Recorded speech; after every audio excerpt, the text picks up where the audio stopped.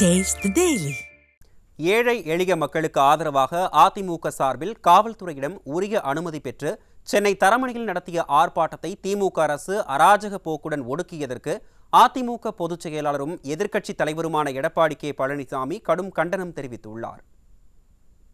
இதுகுறித்து கழக பொதுச் செயலாளர் வெளியிட்டுள்ள அறிக்கையில் ஏழை எளிய மக்களை பாதிக்கும் வகையில் அத்தியாவசிய பொருட்கள் விலையேற்றத்தை கட்டுப்படுத்த தவறிய ஸ்டாலின் மாடல் திமுக அரசை கண்டித்து ஆர்ப்பாட்டம் நடத்திய அதிமுக முன்னாள் அமைச்சர் ப. வளர்மதி, மாவட்ட செயலாளர் வேளச்சேரி M.K. அசோக் உள்ளிட்ட கழக நிர்வாகிகளை கைது செய்துள்ள ஸ்டாலின் மாடல் திமுக அரசுக்கு கடும் கண்டனம் தெரிவித்துள்ளார்.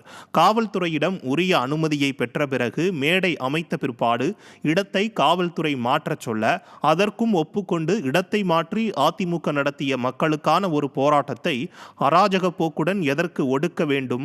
எதிர்க்கட்சிகளோ மக்கள் அமைப்புகளோ போராடவே கூடாது என முழுவதுமாக ஒடுக்கக்கூடிய ஒரு அரசை பாசிச மாடல் அரசு என்று சொல்லாமல் வேறென்ன சொல்வது எனவும் எதிர்க்கட்சி தலைவர் கேள்வி எழுப்பியுள்ளார்.